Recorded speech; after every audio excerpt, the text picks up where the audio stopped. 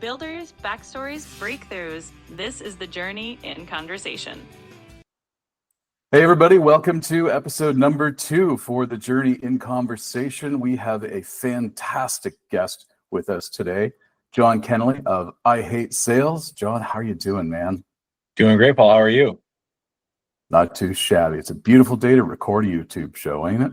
Nice. Yeah, you got it.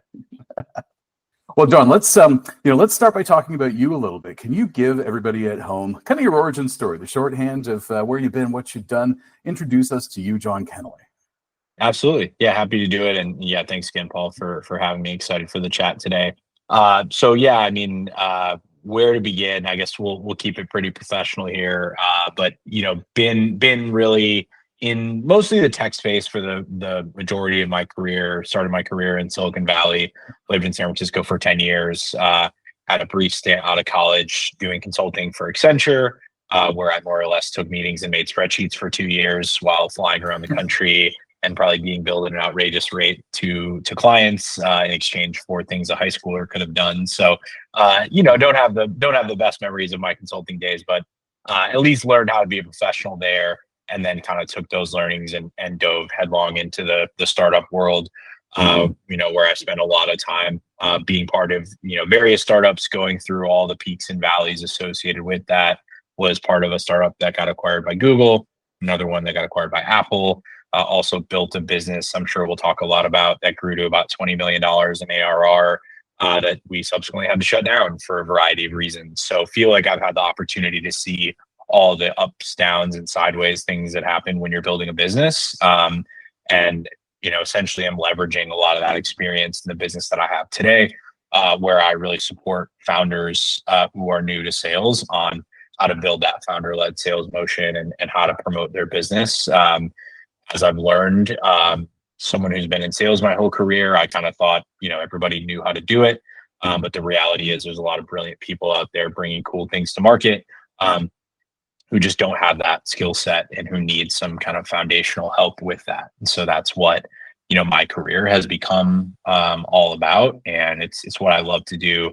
I think sales gets a bad rap, as the name of my company would suggest. And so I love being able to help founders kind of see the light and just understand that, like, hey, as much as we might see a lot of, garbage out there from a sales perspective, when you do sales right, it's really a beautiful thing. And not exactly where I would have expected my career to go, but it's a lot of fun for me, and it's a topic that seems as relevant now as ever. Maybe I'm slightly biased in thinking that, but I don't know how that accidentally turned into a shameless plug for my business. But here we are. That's the short story on me. Happy to go into more detail on whatever you want to hear. Yeah, we were chatting on LinkedIn last week about hating sales and the different things that kind of come up, and you posted a poll on LinkedIn asking people, do you hate sales and why? Like, what were some of the highlights that came out of that? I'm kind of curious. Yeah, I mean, first of all, shout out to you. It was your idea for me to do a poll, and so appreciate the thought there. Unequivocally, the winner is cold outreach and lead gen, right? Like, people are not comfortable starting conversations from scratch, right? Everyone, now this is not actually true, but everybody claims, well, once I get a good lead in front of me, I know how to take it from there, right? The truth is that's not actually the case for most people, but they believe it is. They believe that the only thing they're struggling with is the top of the funnel and getting new people introduced to what they're doing and interested. No question, that is the winner. Cold outreach, lead gen. People hate it. People don't like to do it. People try to avoid doing it.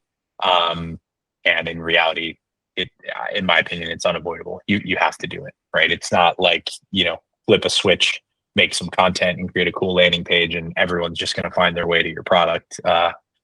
You gotta do lead gen, you gotta do cold outreach, and everybody hates it. For sure. So let's kind of bring this back to you. You talked a little bit about your past, started in consulting.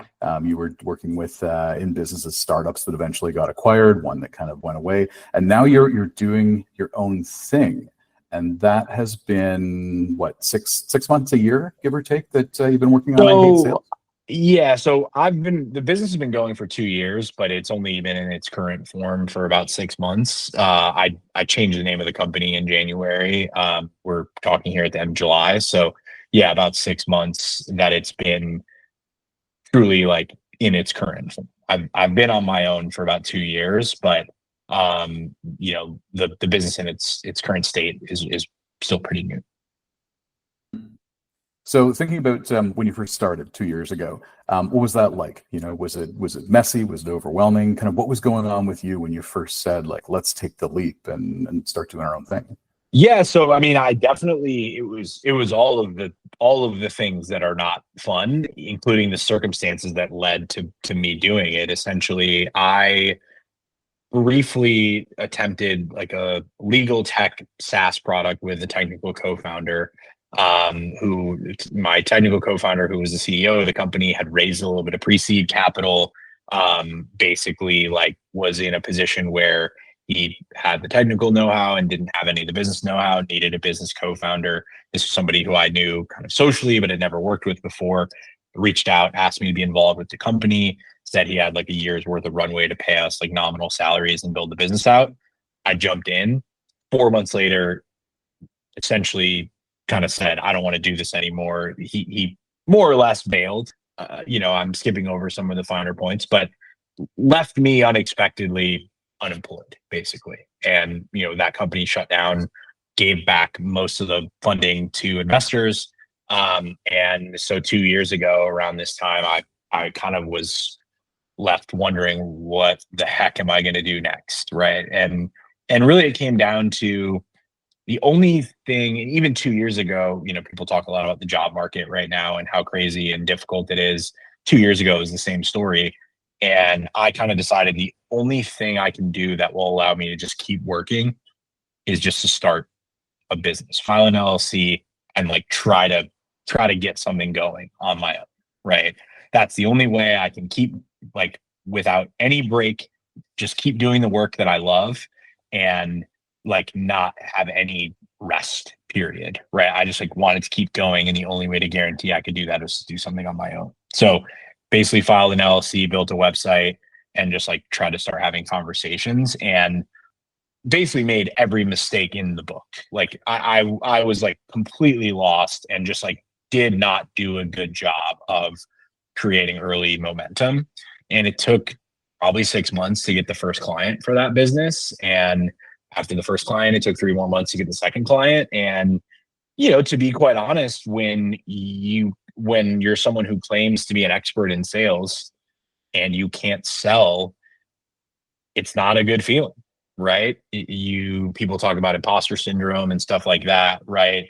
Definitely dealt with sort of like, do I even know how to do the thing I claim to be selling my expertise at? Like, am I a total fraud, right? Like the beginning was not fun.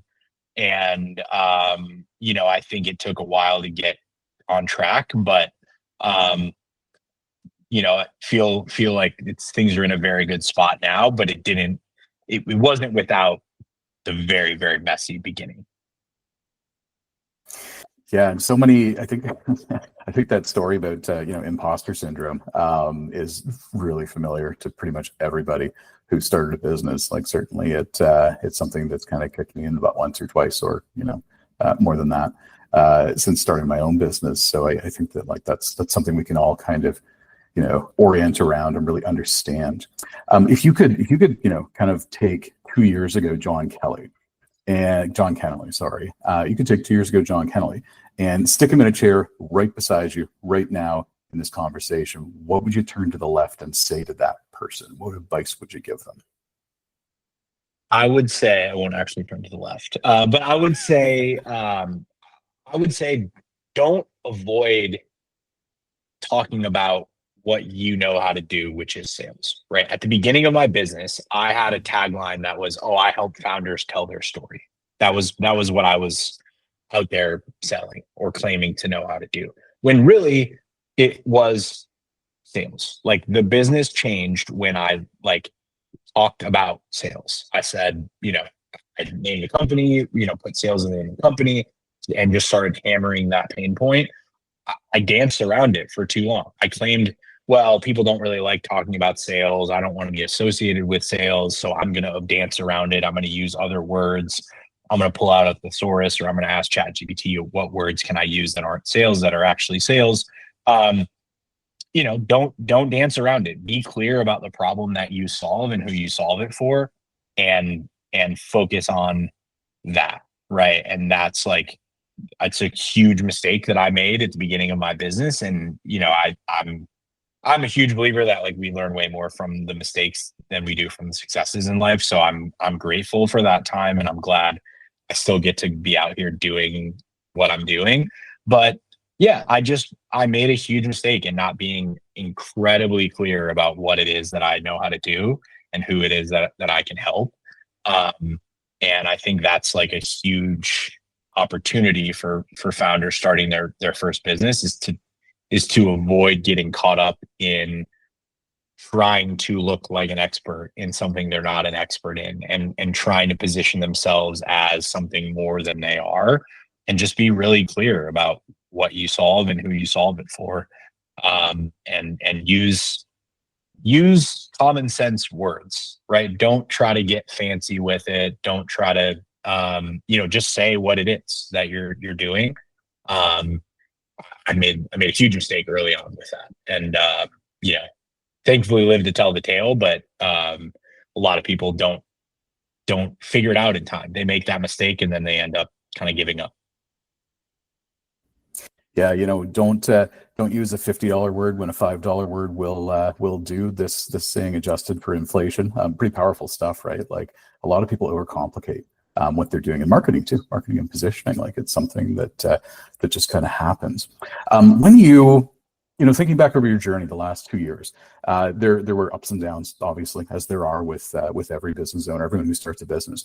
When you were in really kind of tricky, demotivating spots, what did you do to keep yourself motivated? Did you have like a routine? Did you have a mantra? Like, how did you kind of push yourself over the pothole?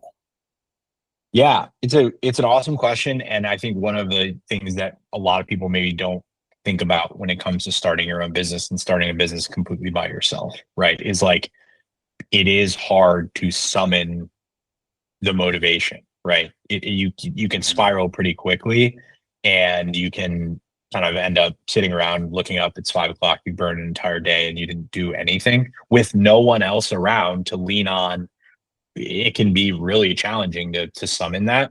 I think for me, what has always worked is try to help someone, try to offer like pro bono services, try to have a conversation where you feel like you delivered value for someone, even if you're not charging for it.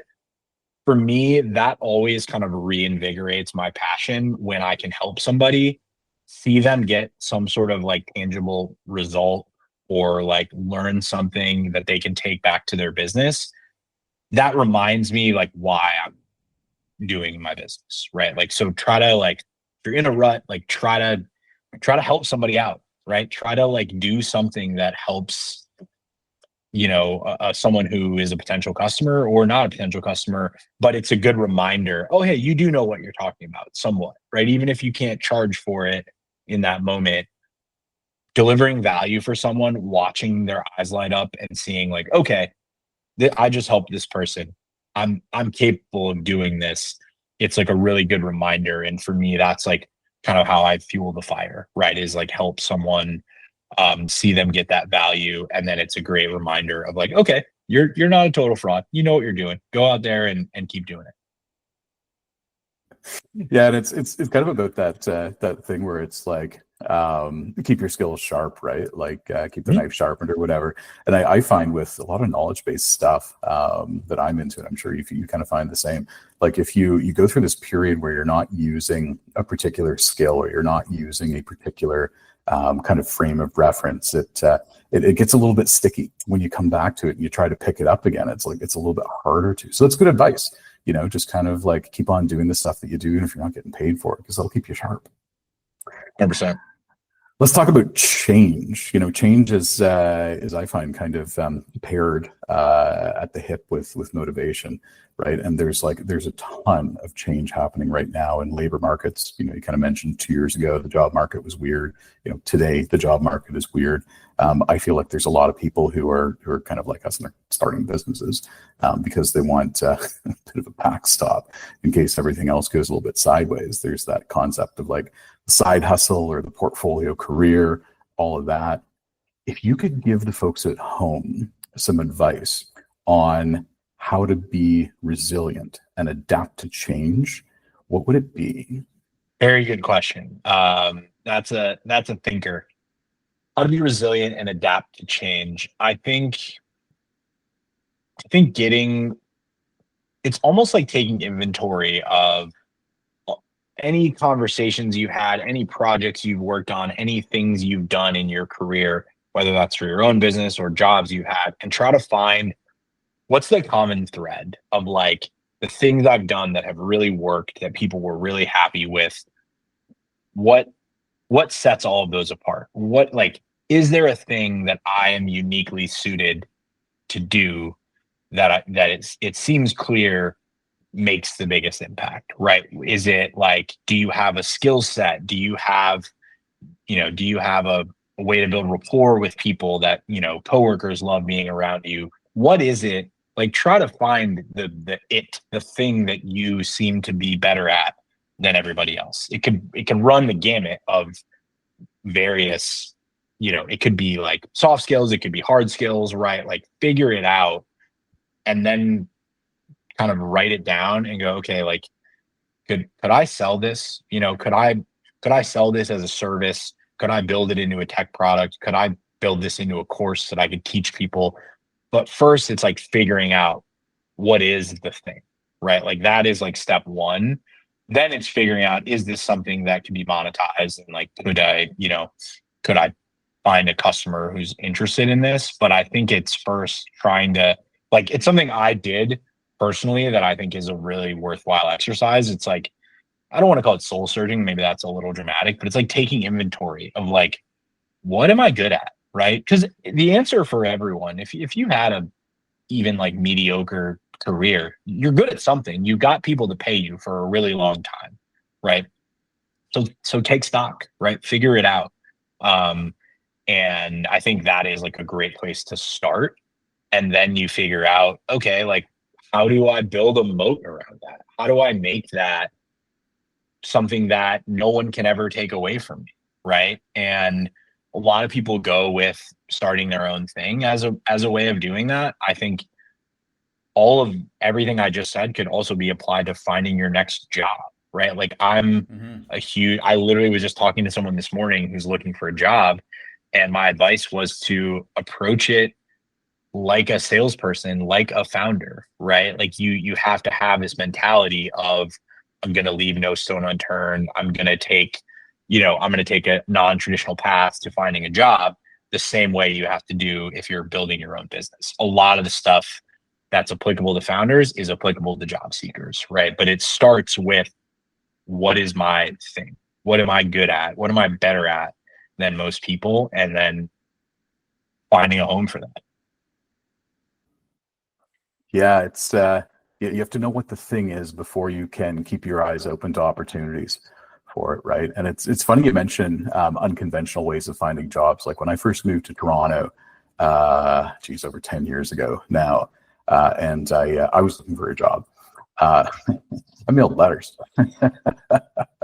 because who does that, right? Like, yeah. I just researched, people who had companies, people who were doing interesting things. I mailed them a letter, and it worked. If memory serves, right? That worked. Yeah. Oh yeah. It worked great back then. I don't know if it worked the same today because like, there are fewer people in the office and what have you. But like, do what other people aren't doing. I've always been a big believer in that idea. But enough about me prattling on. Let's talk about failure. You mentioned failure is one of the best opportunities to learn things, and can't agree more. What about failure in your path? What did you, kind of throw it out there, give the old college try, and it just flopped? Is there something that comes to mind that you can share with folks so that they can suck some wisdom out of it? How many failures can I pick? Which, where do I start? I mean, I think the earliest one that comes to mind for me is I worked for a startup that got acquired by Google. That was obviously like a massive success. I got a job at Google. Oh my gosh, like now I'm going to work at Google forever. This is the best thing ever. Come to like quickly realize that particular like acquisition, even as like a 25-year-old sales rep, I could pretty much see the writing on the wall that like our product didn't really integrate very well into Google. We were selling social media marketing software. The landscape was changing. Our product was becoming less and less relevant. It was getting harder and harder to hit quota. And I became like very, very concerned that Google was just going to fire everyone and shut the product down. Right. Now, the reality is that's not exactly how big tech companies do it. They don't just like, nuke 200 people without any plan. What they do is they give kind of, packages to people who leave, and then they give job opportunities internally to people that want to stay, more or less. But I wasn't thinking that through. I just thought one day they were going to come in and everyone was going to be fired and we were all going to be out on the street. So I went out and got a job at another social media marketing startup, and they were a New York based company. They gave me an offer to be like head of West Coast sales, first ever employee outside of New York.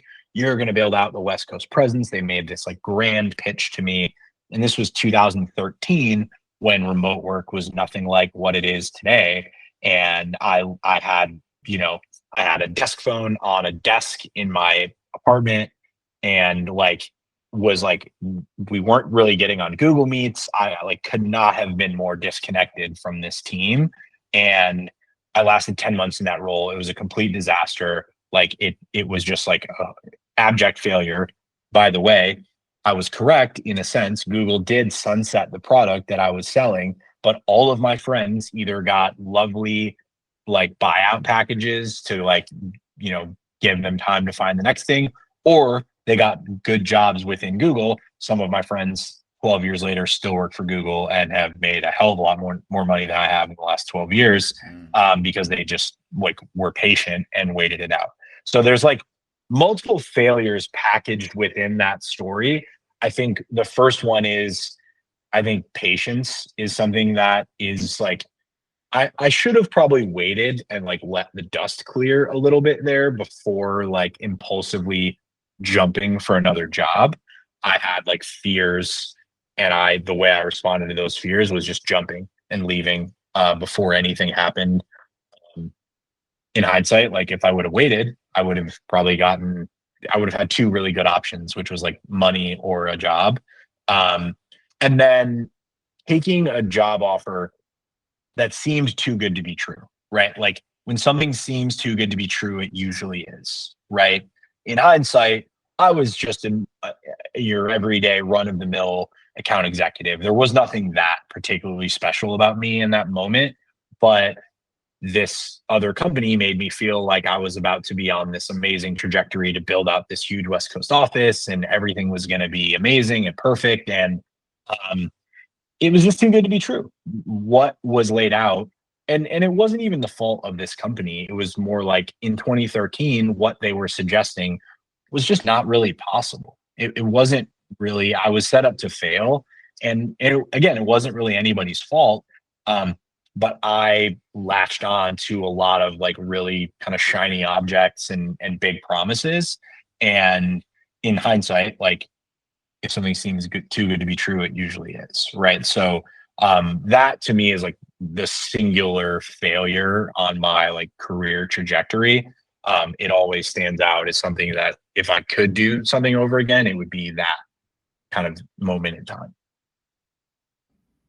It's interesting. And that kind of brings another question up to my mind. Like it seems in that kind of situation where, in retrospect, you kind of figured out, oh geez, the culture of the technology, the way we work wasn't really kind of like lined up for me to be successful. Did that teach you anything about kind of figuring out when it's time to pull the ripcord? When it's time to kind of accelerate failure and kind of lean into it so that you can get back on your feet quicker. Like, have you learned anything about that from that experience?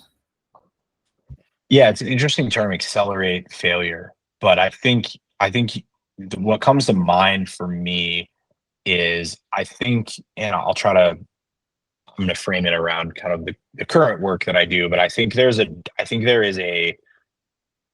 desire out there for like new founders, new business owners to like spend all of this time sort of in the lab, perfecting your product, perfecting your offering, right? Building with no real evidence that people want what you're building. But well, maybe if I make this thing just perfect and irresistible when it is time to go out and sell and tell people about it, everyone will just flock to it. I'm just going to make money hand over fist.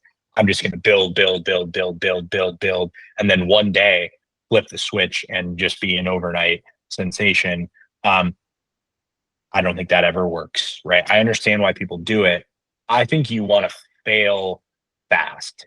Get an MVP, get a rudimentary website, get out there and start talking to people and asking them, if it resonates, asking them if you can work with them, and like try to fail fast, right? Like the worst thing you can do as a founder is just waste time behind the scenes not talking to your potential customers, and then by the time you actually do get out there, you realize you've built an offering that nobody wants, right? So like try to validate your ideas as fast as possible with real world conversations, right? Understand, do people really have this problem you think they have? And if they do have it, are they willing to spend money to solve the problem, right? Like you want to invalidate your ideas as quickly as possible, or validate them, right? But the worst outcome, for a founder is a year in to figure out that nobody wants the thing they've been, bleeding for the last year. You want to find that out in like a week if you can, so you can pivot and start doing something else, right? So I think the takeaway there being like, I really latched on this idea that you shared of like accelerating failure. Like you want, in sales, we talk about like a slow no is the worst thing that can happen in sales, right? Like the second best outcome in sales is a fast no, right? The first is obviously a yes, but you want to get your ideas invalidated or validated as fast as possible, as to not waste any time. Because when you're building a business from scratch, you don't have time to waste. You have to get money in the door quickly. And so accelerating failure is actually a good thing, as weird as that sounds. Yeah, beating up your ideas is pretty important, and I find that a lot of people, they're really hesitant to be critical about their own ideas, especially when it's like kind of the core of a product, right? Like you as a founder, you tend to, build this thing, you believe in it, you take it to market, and you encounter resistance. And some people are like, okay, we need to figure out how this could work instead of saying, does this actually work? Instead of being critical about your own thinking. Like that's a skill that sometimes people kind of miss out on. Do you has having experienced kind of failure, deeply and personally at various points over your journey, has failure taught you anything really kind of deep and insightful about success, about the nature of success?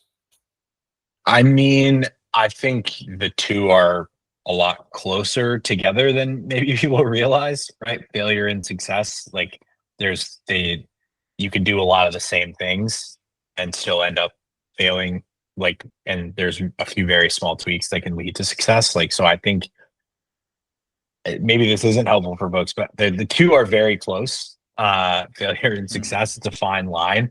And I think that if there's one thing that comes to mind, it's that, and you kind of just touched on something related to this, which is like, you can't be fearful of hearing negative things about what you're doing, because that is ultimately just a guaranteed path to failure. The people that are successful are the ones that are like, yeah, give me all the feedback. Like, if you hate this, I want to know right now, right? Like, it is like a very common, thing that people want to protect their ego. So they want to go out and solicit kind of echo chamber feedback. Like, they end up indirectly just like forcing people to give them completely hollow, good feedback at the beginning of a business. Like, hey, I just launched my new website. I'm really excited about it. I'd love your feedback. No one is going to tell you anything negative if that is how you frame asking for feedback, right? Hey, I just built this new thing. I'm really excited about it. I'd love your feedback. No one's going to shit all over your idea if that is how you frame it, right? Pardon my language. Feel free to edit that out if we're not on a cursing vibe here. But like, you need to be comfortable having your like hopes and dreams dashed, because if you're not, you're never going to get real feedback, and you're never going to create something that people actually want. If you kind of just walk around going, hey, like, don't you love this thing I built? Isn't it great? That is like a very, very, very, very, very common mistake. And one of my favorite books ever, The Mom Test, is the perfect example of how people make this mistake.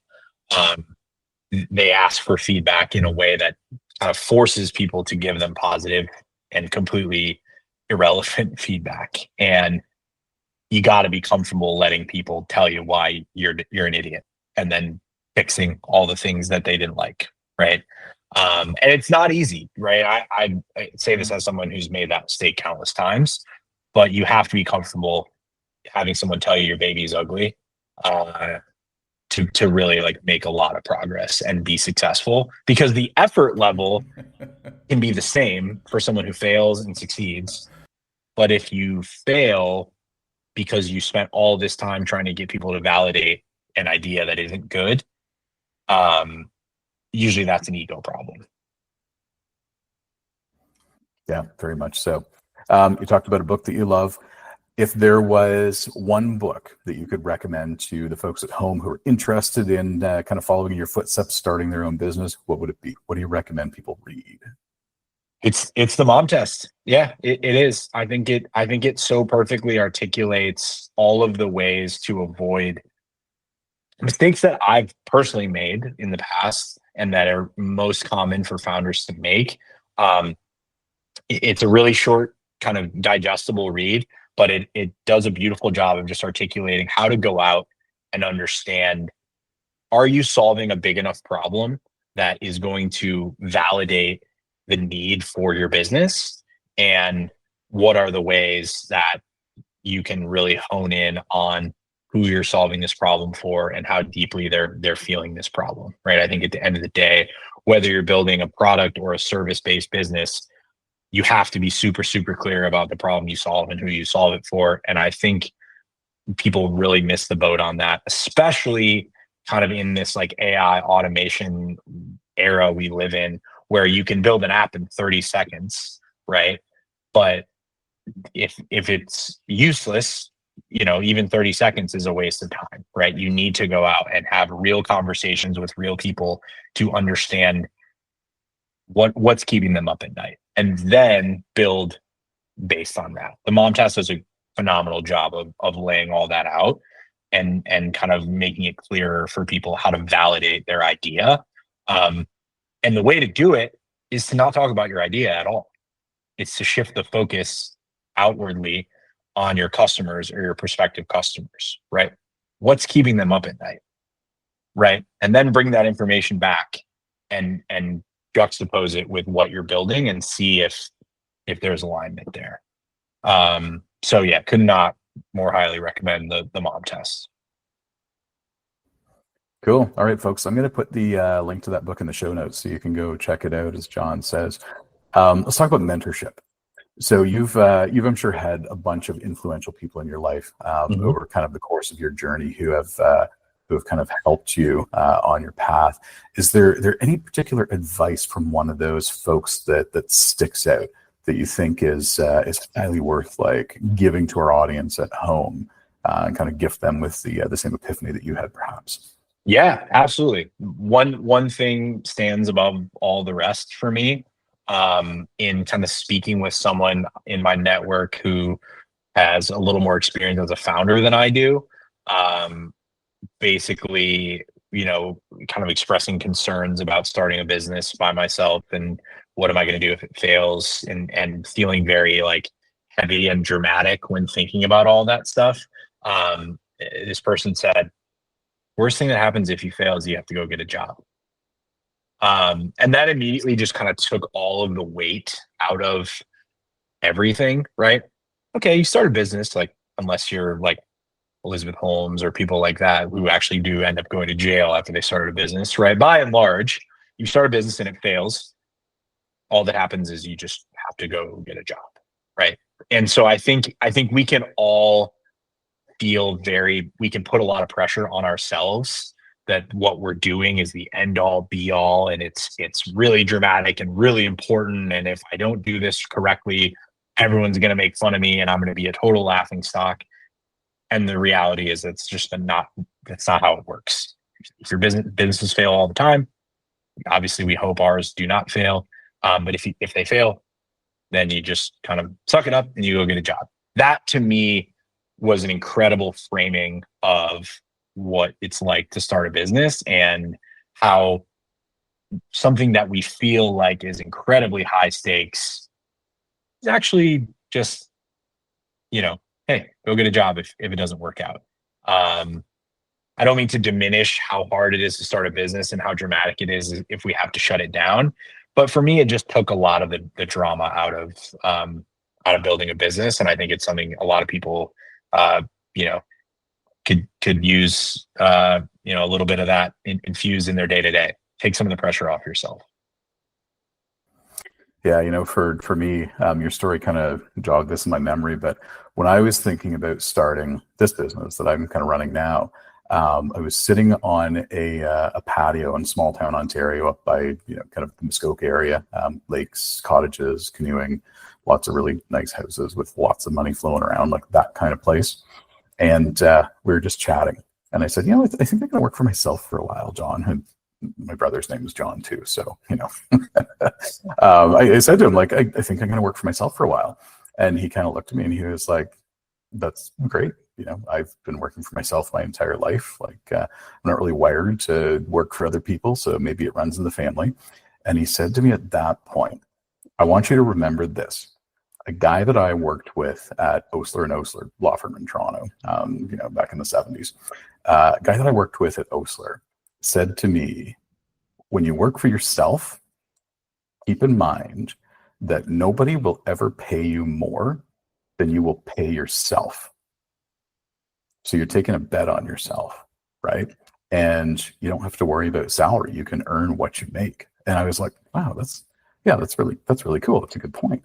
So it kind of just like lodged in my brain that when we work for ourselves, like it's a bit of an open road ahead, and you don't have some of the same limitations that you would otherwise have, and in other ways you have different kinds of limitations. It's kind of interesting talking to people who have been down this road before, and then that's why you and I are talking, because I'm deeply interested in your story, and I'm sure the folks at home are as well. But anyway, a little aside on that one. I love that, and I'm gonna pour a slight bit of cold water on it, but I think in a sort of in a positive way. Yeah. The reason not everybody does this is because you're absolutely right. The ceiling is unlimited in terms of what you make, but so is the floor, right? Like, you got to be totally comfortable knowing there's going to be the occasional $0 month, and you have to be like prepared to weather that storm, right? But I think that's what makes the unlimited ceiling so exciting and so worthwhile, right? Is the fact that the floor is also unlimited, right? So there's some, mentally you just have to prepare yourself for the good and the bad. Yeah, that's very true. Let's talk about sales, and let's talk about the profession that you're in. You want to help folks with sales, do coaching, training, really empower people to not hate sales, like so many people do. What's a bet that you're making on the future of what you do? Your industry, your audience, your business, your profession. Like, what's kind of ahead? What do you see? If there's a bet I'm making on the future, it's that AI and automation is only going to take us so far, right? I think there's a ton of incredible uses for AI with regards to kind of sales and growing your business. And I think a lot of it, like behind the scenes, is doing a good job at making us better at sending follow-up emails and running kind of marketing funnels, and there's a lot of automation that can be done sort of on the back end. But I think there's starting to be a bit of a backlash. People are so sick of seeing AI generated content all over LinkedIn. They're so sick of getting emails written to them that were completely obviously written by AI. They're sick of dealing with support agents on websites that are obviously not real people, right? So that's all to say, I think there's a huge opportunity for founders looking to grow their business to really show up authentically. People still want to buy from a human, right? They want to understand the business that they're transacting with has a human face of some kind, right? And so I think for like, I'm betting on, there's a ton of AI that is like additive that people should be using, but I'm betting on, at the end of the day, business owners, founders are going to need to be really good at talking about what they do, and not, reading AI generated scripts, but just having a deep understanding of the person on the other side of the computer, or on the other side of the table, and like bringing the truly like human aspects into sales, right? How do you ask great questions? How do you really understand your prospective customer? How do you get in their head? I think a lot of that is still very human.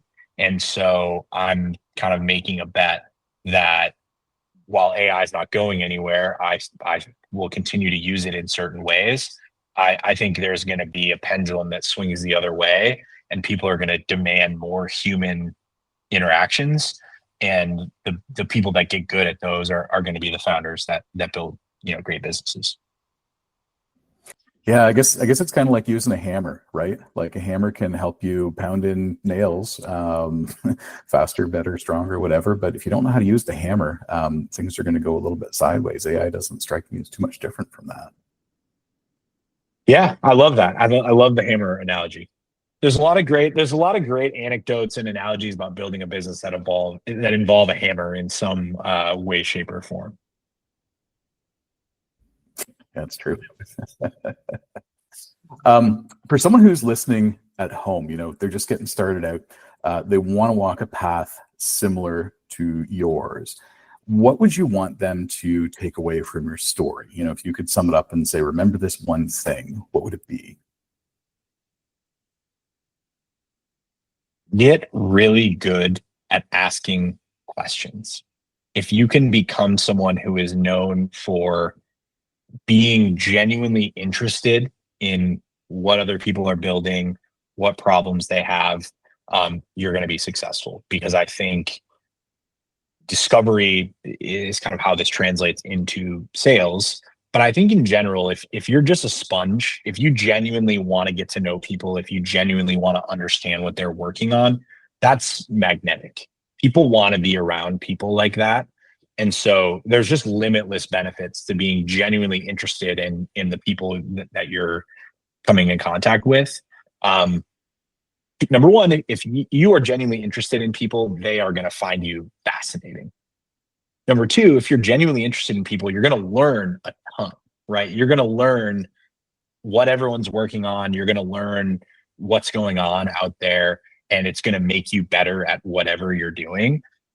So I think, if I could go back in time and be better at something, it would be that. It would be just being a sponge, asking tons of questions.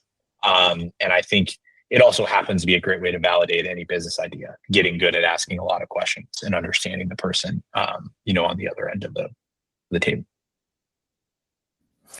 And for anybody who's interested in starting a podcast, getting really good at answering questions is a part of being a good guest. Being really good at asking questions is a part of being a good host. So, that's great advice for outside of sales to people. It's also making this conversation particularly challenging for me, because all I want to do is answer your questions with another question, because that's what I've trained my brain to do. So just sitting here and only answering questions and yapping about myself does not come naturally. But it's fun to be the askee occasionally instead of the asker. Well, This is a perfect opportunity then for you to stop yapping about yourself and start yapping about what you're doing. Why don't you give us the elevator pitch for I Hate Sales, what it's all about, and remember, you are the sales pro, so I want to be convinced in 17 seconds or less. I appreciate that. Yeah, so I would say my business has evolved quite a bit, and even though only 6 months that I've been doing quote unquote I Hate Sales, a lot of my time has been spent kind of doing, high ticket retainer based consulting work for businesses that are maybe having trouble getting over that million in revenue hump. They've built a business, but now it's starting to stagnate. They need to go out and sell more. I'll come in and help them with that. In that time, though, I've also come across a lot of really brilliant founders in year one of building their business who have never sold before. They're now a founder for the first time, and they realize, I'm a salesperson now. And historically, I did not have a way to support those folks. They just don't have $5K a month plus to spend on consulting, but they really need help and they need it fast. That's where the cohort was born, basically. So, I run a 4-week, more or less sales 101 for founders cohort program, live sessions with me. Really, the goal being there's a ton of brilliant founders out there who have this gap in their skill set, which happens to be the thing one of the only things I'm good at, which is early stage sales and building that out. So my goal is to help as many brilliant founders as possible plug that hole so they can build the business that they want. Because unfortunately, a lot of founders fail in year one because they never got a sales motion off the ground. So hopefully there can be fewer green open to work banners out there because of me, because I help founders learn how to sell. Right on. All right, folks, we're going to put the link to all of John's stuff in the show notes so you can get him on LinkedIn, check out his website. John Kennelly, thank you very much for joining us on the Journey in Conversation today. Fantastic conversation. And I'm sure the folks at home are going to get a lot out of what you had to say. Thanks a lot. Thanks a lot, Paul. Really appreciate it. Thanks for tuning in to the Journey in Conversation. If you liked this episode, follow or subscribe so you don't miss the next one. More builders, more breakthroughs, coming soon.